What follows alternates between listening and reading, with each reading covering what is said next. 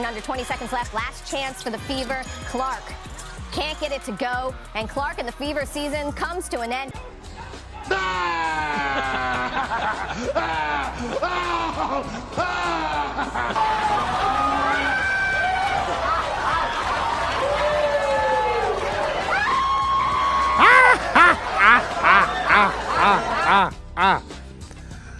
I'm doing a Tommy laugh for a few reasons, but we're gonna get to that later in the video. Before I say anything, I wanna say shouts out to A'ja Wilson, now a 3-time WNBA MVP. A'ja Wilson, truly she is that bitch. my chick bad, my chick good. A'ja Wilson really is H-E-R. She is her, bruh. As someone who is a newly WNBA fan, doing my research and seeing what she's been doing over the past few years, A'ja really is one of the ones.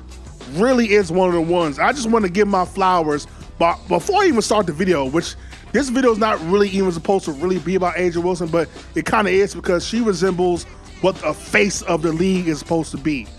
She's dominant. She's a class act. She's authentic. She's real. She's like the female LeBron James for the dub.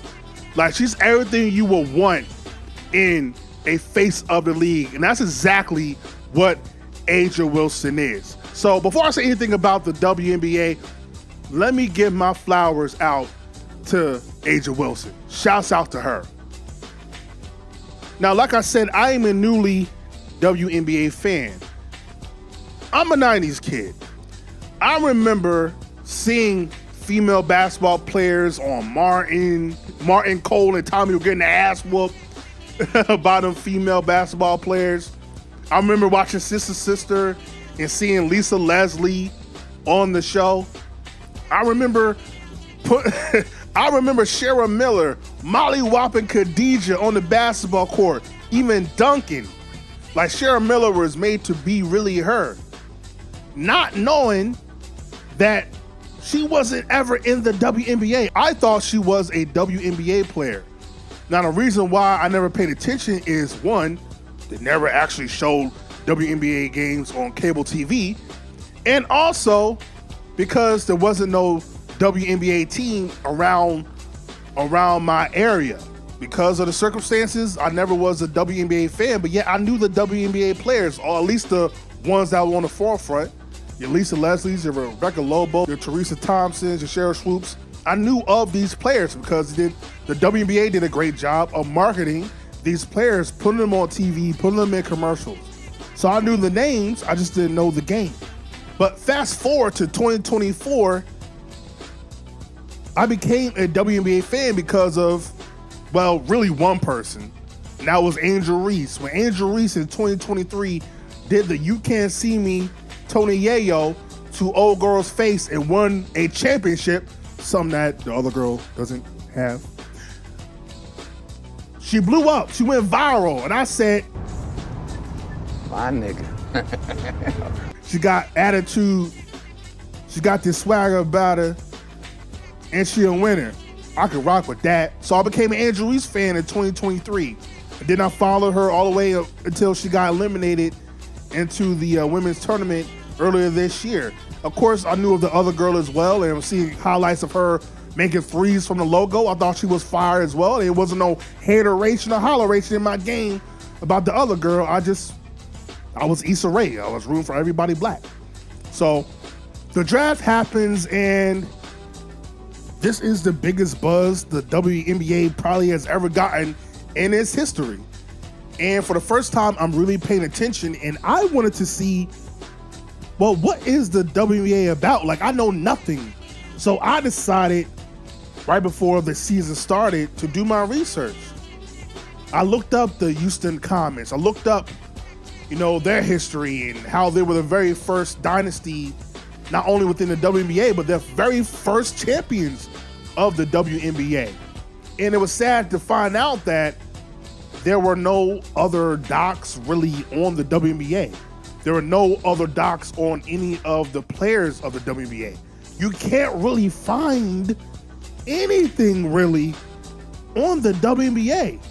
On Google, on YouTube, yeah, you can see notations and articles, but in terms of like actual videos and things of that nature, it's hard to come by because the WNBA wasn't really getting the attention that it deserves until now. And it's sad to see. But I watched the documentary on the Houston Comets. Then I looked up the highlights of all the WNBA finals throughout the years. From Lisa Leslie winning finally her titles back to back. From, the Detroit Shock, and to find out that the coach for the Detroit Shock was actually one of the bad boys, the Ben Lambert. Ben Lambert, who was a real bad boy and was part of the bad boy Pistons in the 80s that won their couple titles with Isaiah Thomas and Joe Dumars and them and Dennis Rodman. To find that out, and then to go through the history of Diana Taurasi comes into the league in the mid-2000s. She gets her chips during the 2000s and 2010s. And then to find out about Candace Parker and that she actually not only won Rookie of the Year, I think in 2008, but then won WNBA MVP in the same year, which I don't know if that's ever been done before. To me, Candace Parker was the first big name I remember hearing about since the Lisa Leslies and the Rebecca Lobos of the world. Like, that's the first name I remember hearing. And there was this real hype around her. But again, I didn't pay attention to it because it just wasn't on my radar. It didn't hit my desk. And then to find out she finally wins a ring, which I thought she won like multiple rings. She didn't win her first ring until like year 8. The same way LeBron did. And she had all this pressure on her to finally win a ring, and she did it in 2016. Just to find these different things out. And the most shocking thing for me probably was to find this player by the name of Maya Moore. Now, I remember hearing the name Maya Moore a few years ago, hearing that she married this man that was in prison. But to find out that she was like a killer, like she really was her, like seeing how clutch she was, and she was really running them numbers up, and was really her. Out of anything I found out, like to find that out, like Maya Moore, had she not retired, Maya Moore might be she already is one of the greatest WNBA players of all time, but we might be talking about greatest athlete ever. Like when it's all said and done, like Maya Moore was a bad girl, bruh. Like what? Like I'm finding out all this information, and then I randomly watched this podcast with Lou Young and this woman named Sydney Colson, and they're just having a regular conversation. They chopping it up, and I don't know what made me watch this interview, but it just told me to watch it, and to find out that Sydney Colson was actually part of the WNBA, not only part of the WNBA, but she was also someone that was into content creation, and that's my lane. And to find out that she has her own TV show, and then look up her TV show with the Sid and TP show, the Faces of the WNBA. If you haven't, you got to check out the Sid and TP show. It's the funniest thing, bruh. They're so funny because they're basically bench players. It's like the Odd Couple. You wouldn't really expect them two to be together, but they're like the same person. This short black girl and this tall white girl come together and are just so awkward and so like aloof and unaware, but yet they know they are, but they play it as if they don't know what's going on. It's so hilarious, right? And they act like, they are the true faces of the league. They want to say, we're the faces of the league, right? Even though they barely get any playing time. So it's just hilarious to see that. And then that transitioned me into looking up the Las Vegas Aces, because that's the team that Sid and TP were playing on. I just looked at my wrist, I got time today. Oh, Becky coming, Becky coming.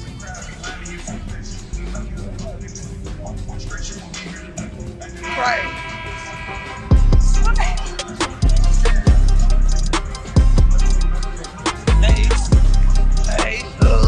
And to find out that the Las Vegas Aces are the reigning, defending 2-time WNBA champions, and then to find out about Aja Wilson, who I knew the name, but I didn't really know her game, to find out how bad Aja Wilson is, And to find out that the Aces are really the only team that has a doc on the championship. Like if you look up right now, no other team has like a actual doc of their team winning the championship, which is insane to me. Like no other team thought to document their season and then them winning the championship. Like nobody else has documented it, at least from what I know.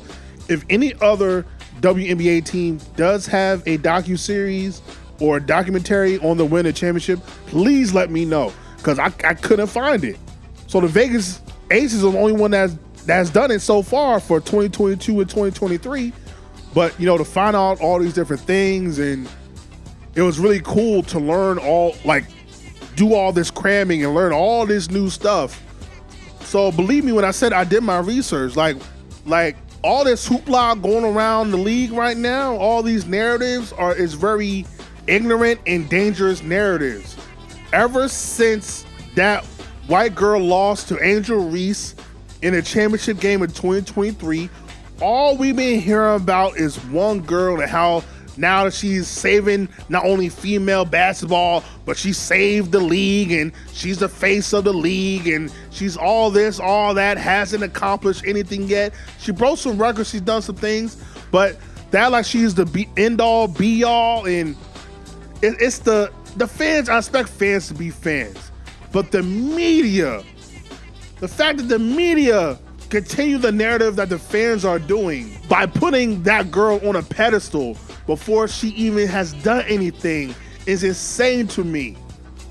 And they are quick to say they don't know nothing about the league, but they're quick to tell you that the W is resentful and the players, and that the players are jealous of old girl, and that the players are hating. Why all y'all got your capes on? Like, what is happening?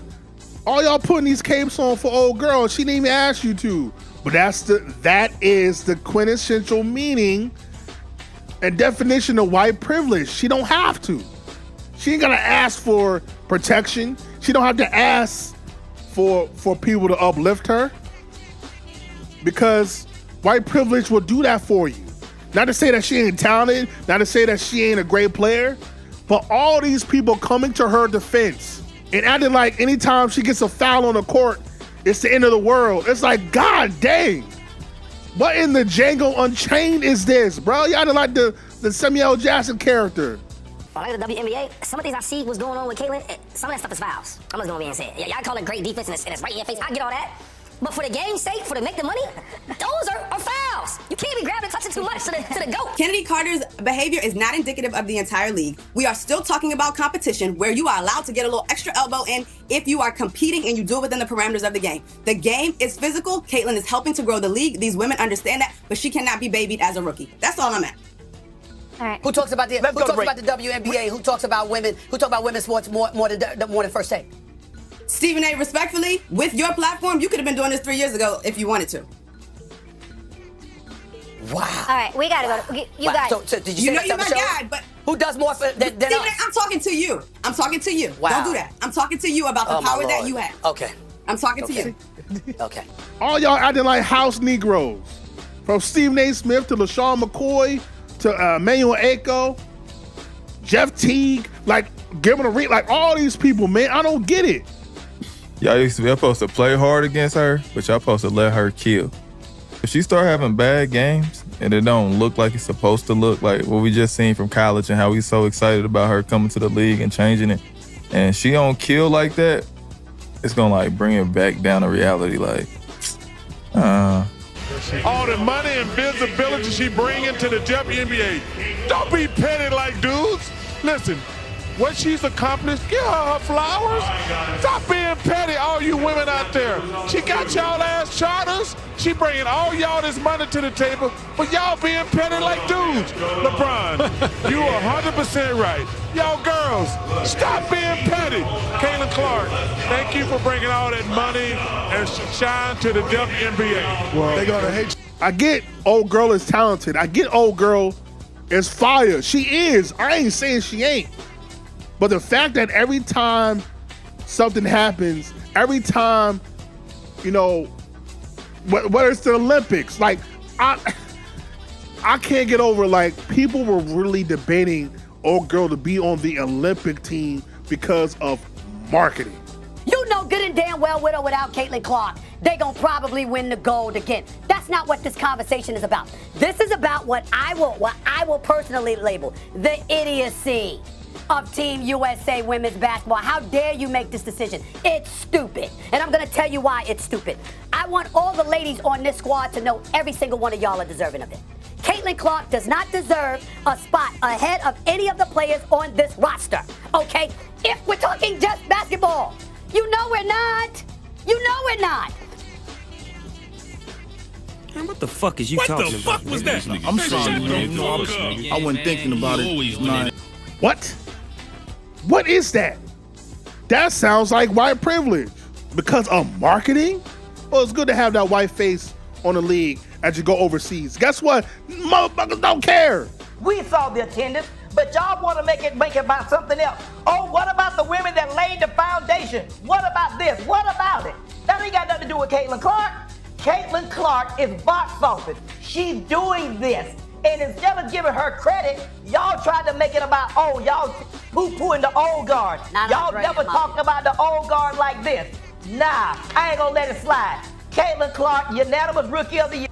What's worse for marketing, Stephen A., than, God forbid, more minutes are required of her out there on the court, and she's not meshing with the players because she has a very unique style that's difficult to mesh with without a significant amount of time? What's worse for marketing than her being thrown out there when she's not strong enough for it because physically she hasn't even had a professional offseason yet?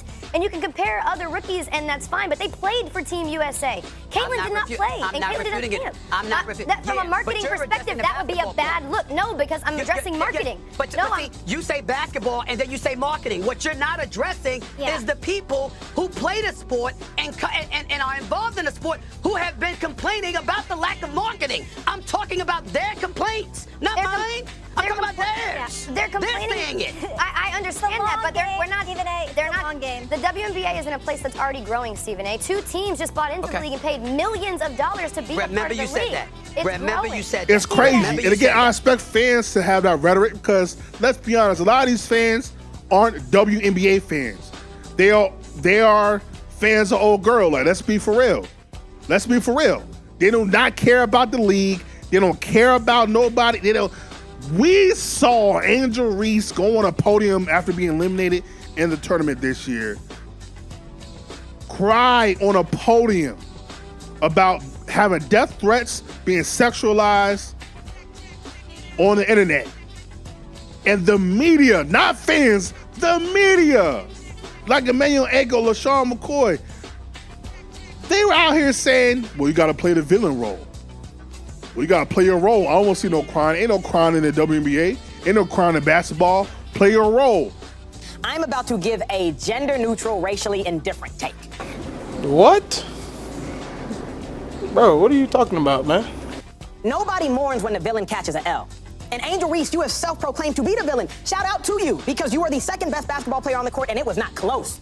Outside of Caitlin Clark, it was you. 17 and 20. Dog. Showed up. Biggest game, second biggest game of your career. Absolute dog. But you can't, under any circumstance, go to the podium and now try to ask for individuals to give you sympathy. No one has sympathy for the villain. You painted the bullseye on your back. Why are you surprised when people shoot at you? You're going to wear the crown. You're going to deal with the consequences. A villain, you live long enough to be the hero to see yourself become the villain. If you can't wear both hats and you can't play the game, it's a hot kitchen. And you going to cook up. You better be ready for the fucking flames because your fucking hands going to get burnt sometimes. It's the part of it. Completely invalidated her feelings. Completely didn't even address what she was saying about getting death threats and being sexualized as a 21-year-old, 22-year-old, a black female. We know how unprotected they are. Didn't even flinch to come to her defense. But as soon as Caitlin gets a hard foul on the court, oh my God, we gotta change the rules. We gotta do something. We gotta stop this. Oh my God. Oh, you see how they're treating old girl? Oh, you see how they're treating? Oh my God. Ah. It was like, wow. Wow. Look how quick y'all came to old girl defense because she's actually having to play the sport and get fouls because that's what happens in the game. Angel Reese got them too. All the other rookies have gotten them not only currently but in the past. That's the game. That's any sport. There's going to be rookie hazing on the court. So yeah, someone like me and a lot of people like me are glad that old girl has been eliminated from the playoffs. You want to know why? Because now we're going to see who's really about the W. We're going to see who's really about the game, because I actually care about the sport. I actually care about the players. I actually want to learn about these players. I still don't know a lot about the Liberty outside of Breanna Stewart. I got to learn who's on that roster. I got to know their game. I got to learn about, the Lynx. I got to learn about the Suns. They've been tearing it up with Dejanay and all them. Like, I got to learn about those. Like, it's going to be exciting to watch. But we now know that a lot of people won't be watching, which brings me to actually kind of the reason why I made this video. It's because of a statement that the WNBA made. They made a statement last night right after the Fever got eliminated. They said, "Oh, we won't condone any slurs or racist rhetoric or anything like that against our players. We have the best players in the world. We have the best players in the world, and we don't condone any racial acts or any slurs or anything of that nature." I'm like, where have y'all been? Rihanna, where have you been? Where have y'all been? Women players like Dejanay Carrington from the Suns and Angel Reese and countless WNBA players have been talking about the racist rhetoric and death threats and demeaning, misogynist, disrespectful fans, both during the games as well as on social media. Angel's been talking about this for 2 years. The W said nothing. They stood silent. You wanna know why? Because the girl that wears 22 for the Fever is raking in a lot of money. Raking in the dough with the high ratings, the sold out arenas.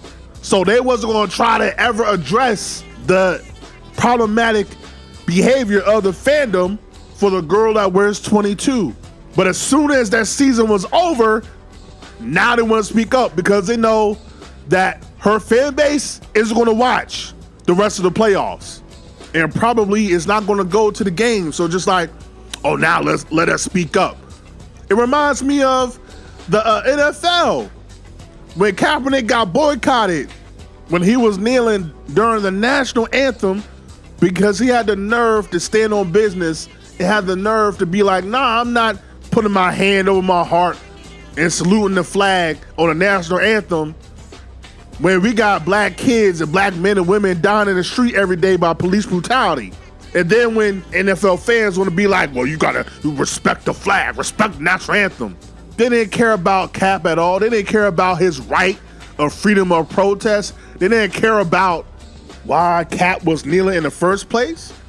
All they saw was a black man kneeling during the national anthem, and all of them got enraged because this national anthem and flags and all these symbols of freedom. America has always cared more about the illusion of freedom than freedom itself. Always have and always will, because when you gotta really be reminded of what America has been, they run away from it. And a lot of the symbols of America is entrenched in racism and prejudice and non-freedom, and America don't like that. So when you have a guy kneeling and saying, no, this thing's going on in the world today that we gotta address, they're like, get this guy out of here. And that's exactly what the NFL did. And when black people were in an uproar about it, you know what they did?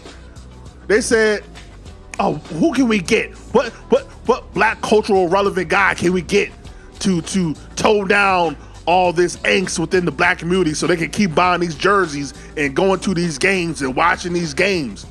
Oh, let's get Jay-Z. So then Jay-Z comes up there talking about we beyond kneeling. And let's put Rihanna and on The Weeknd and Usher on the halftime show and Dr. Dre, and everybody goes, yay! And we were dumb. We should have stood on business. We should have stopped giving the NFL our dollars. I can admit that. I was still watching, especially when my Eagles went to the Super Bowl. I damn sure was going to watch that. So I'm sorry, Cap. We should have stood on business with you, man. And we didn't. And we still aren't, because we're still watching these games. It's messed up, man. But it shows you, like, these leagues, man, their players, which is mostly black, is just a number. They don't care. All I want to say is that they don't really care about us. I'm here to remind you. They don't care about us, man. All these players, these employees of these sports teams, organizations, and leagues are just a number to them. But at the end of the day, man, we all know where this angst comes from and where it stems from, man. It all goes back to Angel Reese having the nerve to taunt old girl on a national stage in front of thousands and probably millions of people as she wins a championship. And for a lot of people, they didn't like that too much. It put them in shock to see one of the most protected entities in America kind of be humbled. They didn't like that. And so you had a lot of white people that said, I want to put Angel Reese, I want to put these other WNBA players, other black WNBA players in their place and humble them.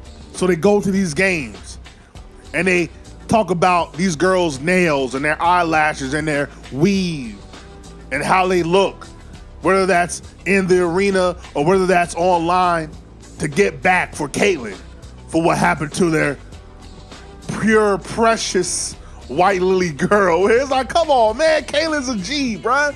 You ain't been watching the game. She a G. She don't need that. But America, they don't know nothing else. They don't know nothing else. Now, that's not all Caitlyn Clark fans, by the way. That's probably a minority, but they're the loudest ones. They're the loud minority. And I'm not even saying there's anything wrong with being a Caitlyn Clark fan. I'm not saying there's anything wrong with being a fan of her game and going to these games and buying her jersey. I'm saying nothing wrong with that because she got skill, bruh. She got skills. She got skills. I ain't saying there's anything wrong with being a fan of her. Just like when black folk became a fan of Tiger Woods and started watching golf, and when black people became a fan of tennis and started watching it when the Williams sisters came around. Like, there's nothing wrong with that. But the problem is, when we go into these new spaces, we ain't going out our way to disrespect the other players.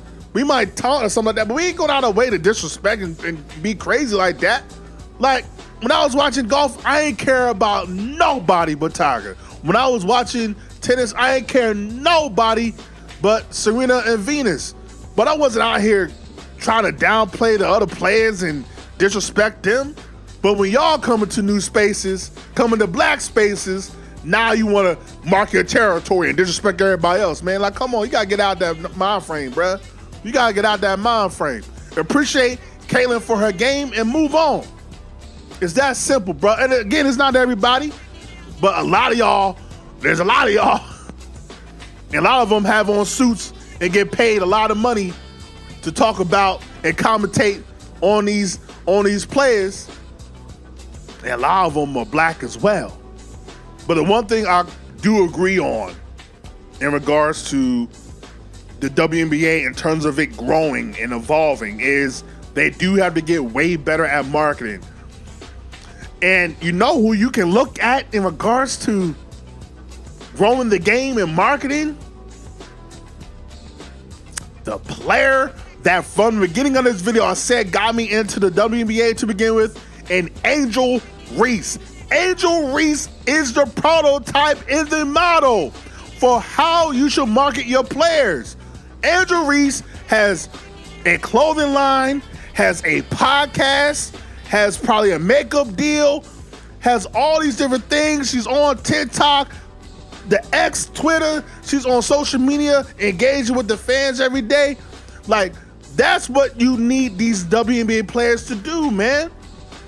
Go back to the 90s, what worked. Have them in commercials. There should be no reason why I don't see Aja and LeBron in a Nike commercial. There should be no reason why I don't see KD and Diana Taurasi in a commercial together for Reebok or whatever. Like, there should be no reason why I don't see them on TV shows or culturally relevant series or something, man. Get back to what y'all did in the beginning in the 90s to get their faces out there so that y'all not relying on just one person to bring in the money. But yeah, the W can not only do a better job of marketing their players better, but protecting their players better. Especially when the majority of the league is black women. They gotta do a better job, man. We're not gonna Jay-Z, we're behind kneeling on this one, man. Y'all gotta really address it, man. Y'all gotta put a nip in that, man. Anybody that's going to these games and disrespecting, get them out the game, man. Get them out the arena. Y'all, nah, we ain't doing that. You gotta set a standard that we're not gonna accept any type of behavior. I don't care if you bought a ticket or not, bought a jersey or not. You're not gonna accept anything, man. So W needs to do a better job of protecting its players. All its players. But just a reminder that the W in the WNBA does not stand for white privilege. Cause I'm black, y'all. Cause I'm black, y'all. Cause I'm black and I'm black and I'm black, y'all. Cause I'm yo. Cause I'm black and I'm back.